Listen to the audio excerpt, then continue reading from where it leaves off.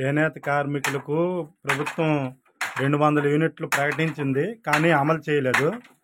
ఈ 200 యూనిట్లు అమలు చేయకపోవడంతో చేనేత కార్మికులు చాలా ఇబ్బందులు పడుతున్నారు. అదేవిధంగా గతంలో చేనేత నేస్తం ఇచ్చేవాళ్ళు, నేతన్న నేస్తం, అది కూడా ఇప్పుడు నిలుపుదల చేయడంతో చేనేత కార్మికులు తీవ్రమైనటువంటి ఇబ్బందులు పడుతున్నారు.